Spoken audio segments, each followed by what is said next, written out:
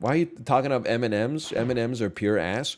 Dude, first off, I don't understand why you're so mad at me. Secondly, I actually, believe it or not, like kind of agree with you. Or at the very least, I would suggest that I am puzzled. Puzzled is the word I'm going to use by the popularity of M&Ms.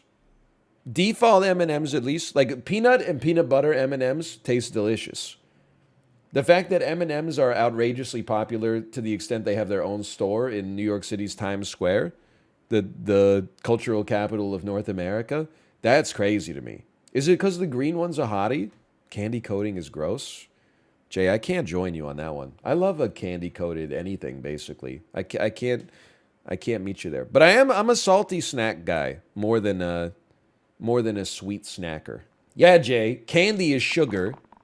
So you hate sugar, and sugar is glucose, and glucose gets converted to ATP in your body, and ATP is the thing that lets you keep living. So maybe you could show some respect to the food that keeps you alive, to the building block of all organic carbon-based life. Well, that's not really true, I guess, technically. I don't. I'm trying to remember. What's the opposite of the Krebs cycle? The cycle Krebs that plants do? My stand-up routine at my biology 101 class. See, animals be like this. Krebs cycle, ATP, and plants be like this. Calvin cycle, CO2, G3P. Dude, it brought the house down. I've never heard Dr. Ian Chinsang laugh that hard in his entire life. That is so true. Plants also use sugar? Dude, obviously. Because I know that because I did a science experiment in 7th grade. Everybody else, I know what you're gonna say. By the way, you're gonna be like, "We know volcano." Wrong. You're gonna be like, "We know fucking Connects roller coaster." No, you know what I did? I had got 3 plants, and I said, "What if you fed one water, and you fed one like Pepsi, and you fed one milk?"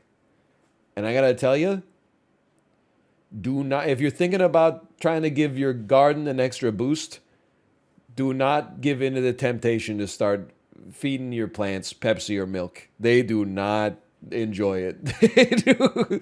I think the Pepsi plant might have actually like sprouted, but the milk plant was like it gave up and the soil got all like moldy and disgusting. The winning plant, spoilers, was the water plants, which I know is going to come as a bit of a surprise.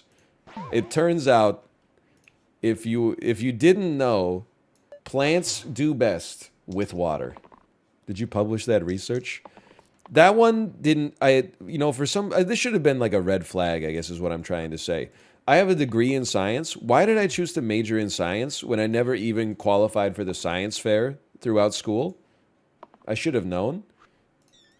But in that one didn't make it to the science fair. In 7th or 8th grade, I remember the experiment was to test the hypothesis that the higher your chess elo was, the better your short-term memory was. So that I would give people, I would like do like a chess survey or something. How much chess do you play? How would you rate your own skill level? Blah, blah, blah. And then I had them do like classic concentration stuff where you like flip over the cards. I would see how many steps it took them.